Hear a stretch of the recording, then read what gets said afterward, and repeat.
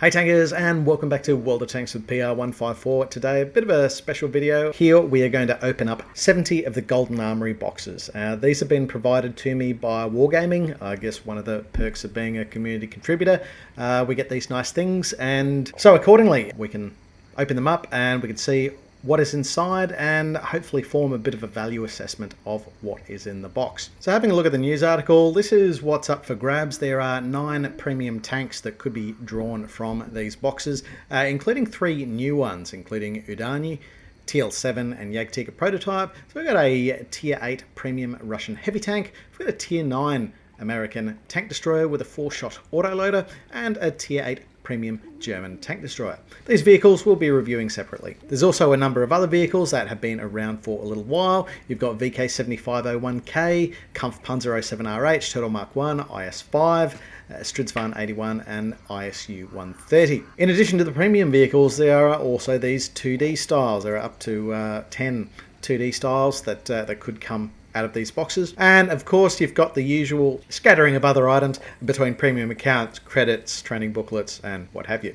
Also worth noting, when you buy the boxes, each box comes with a day of premium account. So you buy a single box and you'll end up with a day of premium account. You buy 200 boxes, you'll get 200 days of premium account with them as well. How that factors in terms of value we'll also look at a bit later. There are a couple of rules to this. There are a maximum of 500 boxes that you can open in a day. Why you would want to open more than 500 boxes in a day is beyond me, but that is entirely your business. And again, they also have the rules where if you open 49 boxes and you haven't found a tank yet, you are guaranteed a tank on the 50th box. So we'll see if that comes into play for us. So at present, this is what we are packing. Obviously, we don't have any of the 3 vehicles that are only available by this loot box set. We've managed to get everyone in the second row. So we already own VK7501K, Kampfpanzer 07RH, and Turtle Mark 1. We do not own IS-5, Stridsvagn 81, or ISU 130. So they might come up in the course of opening these boxes. Well, at least one tank is going to come up in the course of opening these boxes because we have at least 50 boxes. Let's see how we go. In terms of the 2D styles, we don't have any of the 2D styles except for Red Desert, which we picked up in the recent Swordfish mission set, and that ultimately led to the Swordfish 3D style of M5Y, but otherwise we are not in possession of these other 2D styles. And then of course there is the items covered in the other category. So we have plenty of gold, plenty of premium time. Wish we had more credits, 33 garage slots and all the rest of it. So we've taken a bit of an account of what we've had before we started opening boxes, so we can do a bit of assessment of what we've picked up and then try to work out an equivalent monetary value, so you can sort of draw a bit of a comparison on what's the value that you're getting out of the boxes, irrespective of what the tanks are doing, because I think that's a really important consideration when you're looking at loot boxes. Now let's pretend we're not kidding ourselves for a second and suggest that, okay, well maybe you're just in it to pick up the tanks and you're willing to spend a lot of money to get a tank. Let's have a look at the maximum you're going to be spending to get one tank. Now, they come in bundles, 5 different bundles here, ranging between 1 day, 5 day, 20 day, 50 day, 200 days, and each box comes with a day of premium time. So one of the things we've done here, we've looked at the cost of the bundles. We've also looked at the equivalent cost of that premium time. So if we could take the cost of the bundle, then knock off the equivalent cost of the premium time, then we'll have a look at what's actually left over. And what's left over is what you're spending to get the tank, because you're presumably getting value out of the premium time and we're taking it at its full available discount from the premium shop. So if you were to do this just by using the mini bundles comprising 1 box and 1 day of premium time, that's basically going to be $1.74 Australian per box. By 50 boxes, 87 bucks Australian that you're paying for. Now, if you were to guarantee yourself a tank, you need to buy 50 of them. So 50 of them is going to cost you $87 Australian. 50 days worth of premium time is worth $33.40. That's a function of the combination of the 30-day, 14-day, 3-day and 3-day premium account time. Put that together, that costs you $33.40 Australian. So you take that off your $87 Australian and that leaves you with $53.60 is the maximum that you're going to pay for a tank by just buying these mini bundles comprising 1 box and 1 day of premium time. With the 5 box and 20 box bundles, things start to look a little bit better. Both of them seem to have the same value profile. If you buy the equivalent of 50 boxes by buying them in bundles of 5 and 20, you're looking at about $82.60, $82.70 for 50 boxes. You take off the 50 days of premium time, which we worked out was worth $33.40 Australian, and you're left with a residual maximum cost of a tank of $49.20 Australian. So it's about there for what you'd expect to pay for a Tier 8 premium tank. I guess the killer is, if you don't have many of those tanks out of the list of 9, well, you'll get your money's worth, but you won't necessarily get what you want. If we roll onto the 50 box bundle, then in terms of the equivalent for 50 boxes, well, that's really easy. It's $78.30. So again, you take off your 50 days premium time, which is worth $33.40. You're left with a residual of just under $45 Australian for the equivalent maximum cost of the tank. Of course, you're kind of locked in at that point in time because you've gone ahead and bought 50 boxes. So just bear that in mind. If you want to do it incrementally, you're looking at about $54 as an equivalent maximum. If you expand your increments a bit to 5 days and 20 days, you're looking at $49.20 for an equivalent maximum cost of a tank, and 50 just works out about 45. Now here's the real funny one though. They have thrown in the special bundle, 200 box, 200 day bundles. So you're guaranteed 4 tanks out of that. The value of it is not great though, because you have to remember premium time per day reduces in value with a bigger bundle, and so we can start throwing this 180 day premium time bundle into the calculation. So the equivalent for 50 boxes is at $78.46. So we're not doing too bad against the 50 box bundle there, but the premium time for 200 days is worth $93.78 Australian. It's less than 3 times what 50 days of premium time is worth. So what that ends up being is you're guaranteed 4 tanks. But if we take this $93.78 off the purchase price of $313.34, well then you're left with the equivalent maximum cost of a tank of $55 per tank for 4 tanks. So it's a bit of a scattergun approach. It really doesn't represent great value though, just because the premium time component of it just gets devalued the more of it you buy. So try to keep that one in mind, folks. If you wanted to go down the path of a 200 box bundle, I don't see the value in it. Yeah, there's not too much more I can say about it than that, other than stay away from those 200 box bundles. It really just, once you take the premium time into account, it just does not represent great value. All right, folks, so let's get into opening these things. We are good to go. We have 70 of them. Again, they've been gifted to us here by WarGaming, so we can open them and provide a bit of a value assessment for everyone watching. So let us go. All right, this is going to take a little while, so maybe I won't show the animation. So all right, so we got the garage and we've got a directive to start with. Okay, doesn't look like there's a reroll available for us here, so I guess we get what we're given. All right, so one of these 2D styles again. Couple of directives there. Yeah, again, 2D style. Oh, we got a dinosaur 2D style. That's all right. That's all right. I'm not normally a fan of non-historical 2D styles, but I don't know. There might be a certain appeal to having a dinosaur on the side of our tank. I'm not avoiding these 2D styles today, am I? More garages, more credits. Okay, more my dinosaur 2D style. Demounting kits. Wonderful.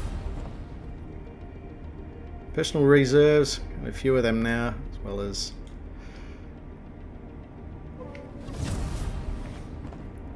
Alright, more 2D styles. Of course, there are national fragments in the mix.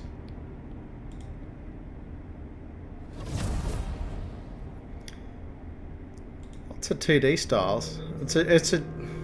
a shame, really. I'm not really going to use a lot of these. I don't really value them too highly. I do quite like the ×5 experience missions, though. This I'm quite happy to be receiving. I can honestly say I don't really use a firefighting directive all that much.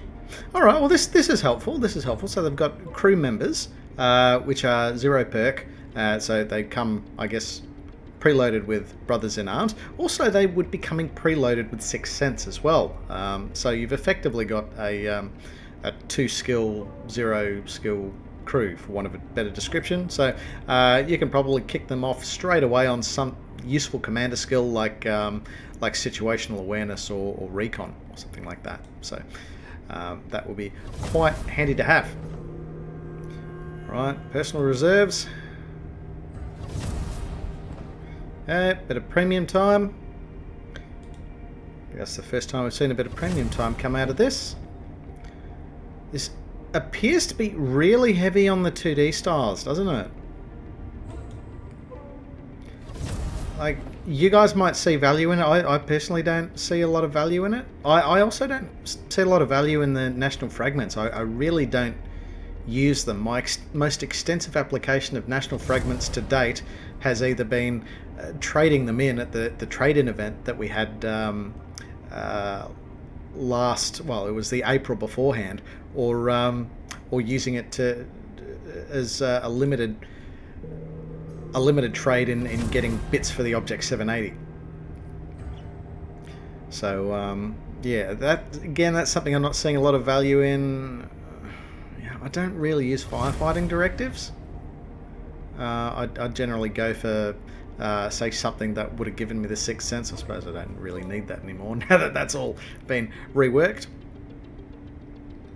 Of course, personal reserves, they're going to be handy. And the ×5 missions, they'll be very handy as well. I can't tell you enough how much they help when you have a shitty grind with some really shitty stock modules. Still have not seen a tank yet. And we've opened, what, 20 boxes so far? 20 out of our 70 boxes. Alright, bit of premium time.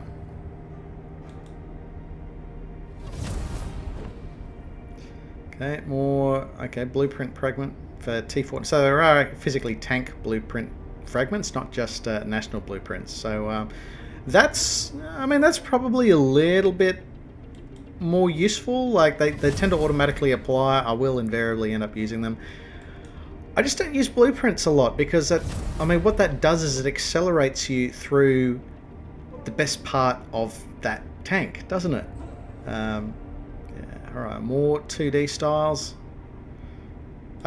Great if you use them.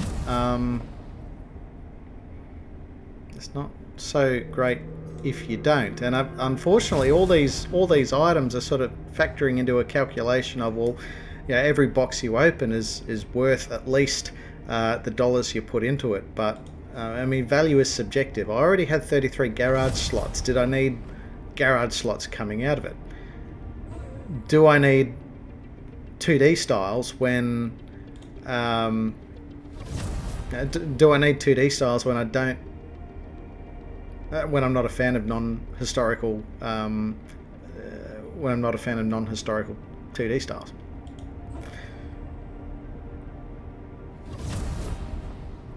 The premium time has its utility as well, but you also have to remember I'm opening 70 boxes, so for anyone else that was buying the boxes, that would have also come with 70 days of premium time as well. So there's premium time on top of that premium time that you've already got for the boxes. So whether that's valuable to you, I guess is going to be made in the context of how much premium time do you have hanging around. But again, ×5 missions, I like them, I can use them. Now 31 boxes in, we're yet to see a premium tank, but we know we're going to come away with at least one out of these boxes. Okay, more blueprint fragments. Wow, I'm really hammering the old T49 actually. Used to be such a good tank too.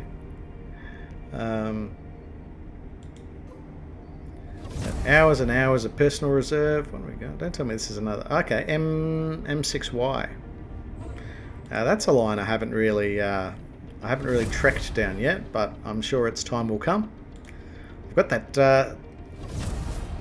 that swordfish 3D style. I've got to put on M5Y at some point once we get there.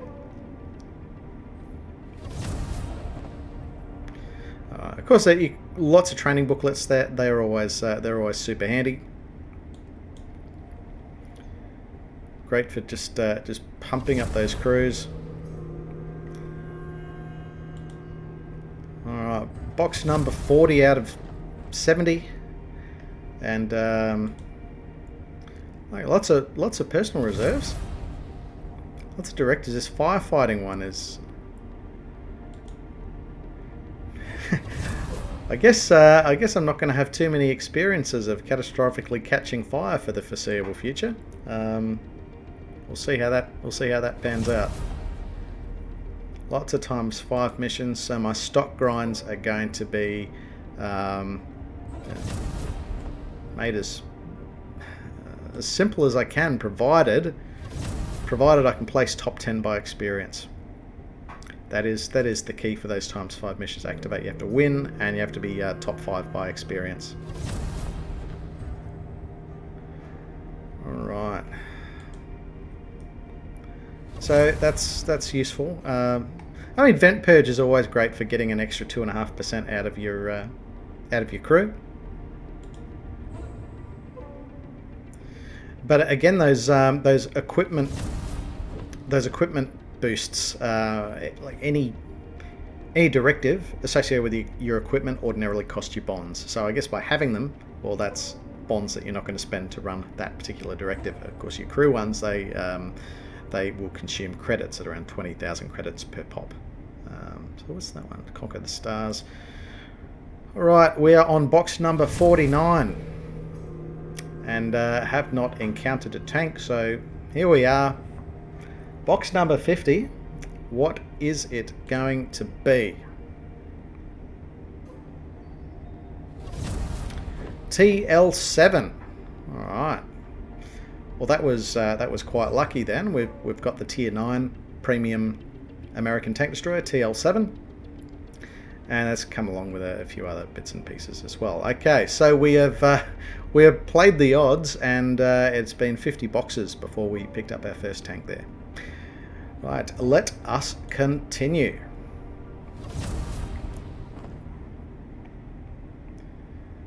So if these odds continue, I guess we won't be coming away with a second tank. We have 20 more boxes well, 18 boxes to open. Seen plenty in the personal reserves department, plenty in the 2D styles department. I'll be interested to see where all these numbers lie at the end of it, and just see how much we've picked up. Certainly happy to make a dent in this the credit deficit. I usually like to run at a minimum of 10 million credits, just so I've got credits there to take advantage of events as and when they come up.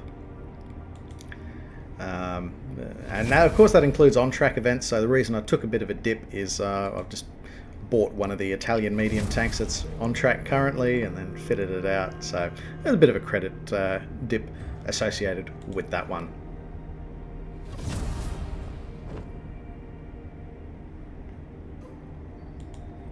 So I guess this is the danger with loot boxes, isn't it? Like, yeah, you get the value from the box, but value is subjective to what do you need.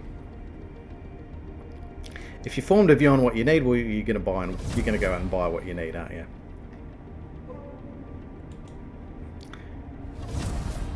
Alright, getting into our last handful of boxes now. This is box number 45. What do we get here? Blueprint for IS 3-on-2. Okay. Let's see where that can be useful.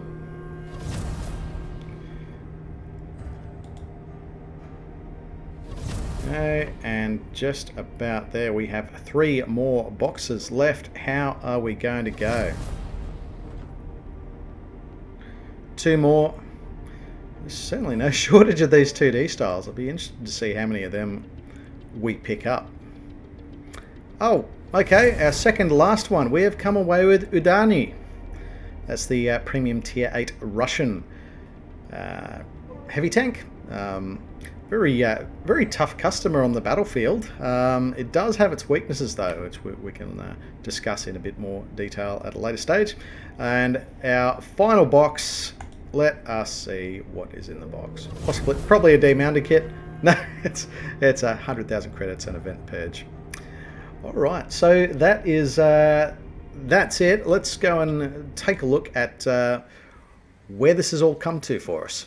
So in the end, that is 2 new tanks that we've come away with, and we're just fortunate enough that both of those tanks just happen to be among the new releases. I certainly wouldn't have sniffed at having IS-5, Stridsvan 81, or ISU 130, but the fact that I've come away with TL7 and Udani, which are probably my 2 preferred of these vehicles that form part of this release, I'm quite happy with that particular outcome. Slightly less exciting for me is the 2D styles. Again, I'm not a huge fan of these non-historical 2-dimensional styles. But I mean, there's some cool ones here, like the Jurassic period. I think that one's quite cool. Will I be rocking it on the battlefield? Oh, probably not. There's just a certain authenticity about the bog standard disruption pattern camouflage that is more my scene when it comes to the aesthetics of World of Tanks. And then finally there is the other section, and that comprises, well, there wasn't any gold that we picked up out of this event,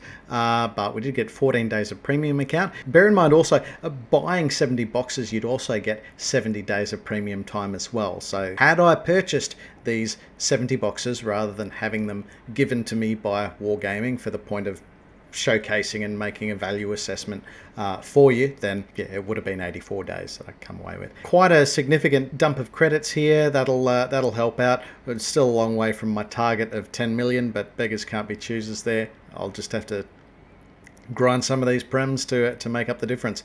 We picked up 8 garage slots, 18 demounting kits. We picked up 59 hours worth of personal reserves. We picked up 11 ×5 XP missions. Again, really handy because I've got so many vehicles out there that I just haven't completed the lines for, and these ×5 missions are a fantastic motivator to do that and just really try to punch through some of those really ugly stock and intermediate modules that are on some vehicles throughout the tech tree. We have picked up 1 recruit with the Brothers in Arms 0 perk. They are, again, very, very handy. And bearing in mind, they also come with 6 cents as standard since version 1.18.1 dropped. Very nice indeed. The directives. So a bit of a split here. We picked up 60 equipment directives, and they were mostly the vent purge, so we're getting an extra 2.5% out of our crew skill, and we got 115 crew directives. Bearing in mind they were mostly the advanced firefighting directives. So I don't have any tanks in my inventory that I feel are exceptionally flammable, but having said that, I haven't really contested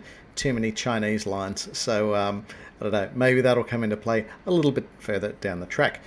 A little bit light on the training booklets. We only picked up 2 booklets, so 40,000 experience points for those 2 nations for which booklets were acquired, and a mix of 14 fragments. So these were between some universal blueprints, some national blueprints, and some vehicle-specific blueprints. So that was quite handy as well. So let's have a look at what this all means in dollar terms. So we've had to do a little bit of creative accounting to come up with these values, but let's start with the vehicles. We picked up Premium Tank Udani. I valued that at $61.23 Australian because that's the current rate for IS6 in Premium Shop, and I don't think I am being unfair to say that Udani phenomenally outclasses IS6. So this 61.23, probably a bit of a gross undervaluation. TL7 I valued at $72.56 because that is the standard rate for Stridsvan K, which is currently on sale in the Premium Shop. So collectively that's 134 bucks worth of premium tanks that we've picked up. Now we have beaten the minimum drop rate of 1 tank per 50. Mind you, we came very close there, and there's every chance we might have only come away with 1 tank. 1 tank, statistically speaking, is all we could have expected there. We did get a little bit lucky with this, particularly with the nature of the tanks that have dropped. These are 2 of the more desirable tanks that are available. I will stress that is luck. We also picked up a lot of 2D styles here. Now, I valued each of those at 750 gold. I'm actually not sure what exactly they'd go for. You see 2D styles sometimes go for 1200 gold, sometimes you see them bundled up for 2500 gold. Again, I'm not a huge fan of non-historical 2D styles, so I've probably undervalued these slightly, but collectively we're looking at 10,500 gold worth of 2D styles. If I convert that back to any amount of gold value, that works out to be a little over $59 Australian. Moving on to the other, and again, the accounting just gets a little bit more creative here, but premium account, we got 1800 gold worth of premium account because we got 14 days, and 1800 gold is the game client value for 14 days of premium time. It's pretty easy. We got 1.25 million in credits, which we run through at the conversion rate of 1 gold to 400 credits. That's a little over 3,000 gold. That is really overvaluing the credits, I think. If you're routinely spending gold to get credits, I really think you need your head read. Please talk to me. We can work out a different way for you to get credits. I don't think it's the best way to do it, but it's look, it's a pretty good metric, at least, for converting from premium currency back to something else. Garage slots, 300 gold each when they're not on sale, or 8 of them, so 2400 gold.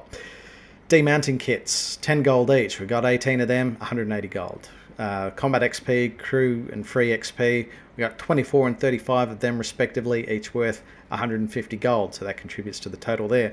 The ×5 missions, they were a little bit complicated. I actually had to look at, or what were they actually sold for in the premium shop. So they were at a going rate for a while there of $16.20 Australian for 25 missions. So I worked that back against the any amount of gold calculation. I came up with 106 gold per mission. 11 missions, so yeah, nearly 1200 gold there. The recruit with the 0 perk and Brothers in Arms, I valued that at 4,401 gold.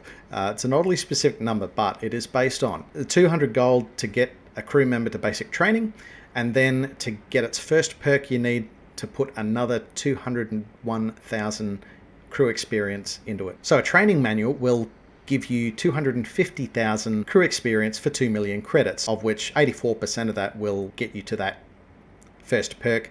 So I've applied 84% of 2 million credits, run with an equivalent gold value for that, and then added the 200 gold for the basic training, and there's your 4,401 gold. Oddly specific, but it works out. Equipment directives, that was a bit of a difficult calculation because it's based on bonds. There is really not a great bond to gold conversion example. Sometimes I look to the Chrysler K. I note you can buy it out of the garage for 8,200 gold, or you can get it in the bond shop for 8,000 bonds. So you have a near parity between bonds and golds. If that's how you run the calculation, it can look a little bit worse than that by other metrics out there. There's really no consistency to it, but that's how I worked it out. So 738 gold for those 60 equipment directives, based on being predominantly vent purges, which go for 12 bonds each. The crew directives, again, they were pretty easy. Firefighting directive is worth 20,000 credits, and you apply that at a 1 gold to 400 conversion. It works out at 50 gold. We got 115 of them, so that's 5,570 gold. If I really wanted any crew directive in the past, I'd probably want something to try to improve the gunnery, because often I'd be trying to make improvements to potato crews rather than trying to improve the fire protection. But nevertheless, that is the equivalent gold value as we work it out. The training booklets, I valued at 400 gold each. That's based on the training manual being worth for 2 million credits. And then you apply the gold to credit conversion. That ends up at being about 400 gold each. We got 2 of them, 800 gold. And finally, the fragments. And again, that was a bit of a challenge one. I may be reaching a little bit here, but I was looking at, well, what are the fragments worth for 1% completion of the Object 780 assembly event that we had a couple of months back? That was equivalent to 22 gold. So 22 gold by 14 fragments, 308 gold. So in total, that's where the meat of our return came from. We've got nearly 30,000 gold returned. So that's kind of where a lot of the value is represented. If I convert that gold value back to Australian dollars under any amount of gold, well, that ends up being 160,000. So collectively, we take the premium tanks, we take the styles, and we take the other, then that ends up being $353 Australian from what is realistically $111.45 in boxes. So you've kind of tripled the value. Now, technically, what I've actually accessed is only $70 worth because I was gifted the boxes. I didn't buy the boxes, so I didn't get the 70 days of premium time with it. So if I go back to those rates in the premium shop, well, that 70 days of premium time is worth about 41 bucks. So, you know, technically I've actually come away with 353 bucks worth of value from $70 worth of product. So I can make the value assessment stack up quite easily here when I look at other examples out there. There is a problem though. I don't value the 2D styles, so that $60 can probably come off that $353.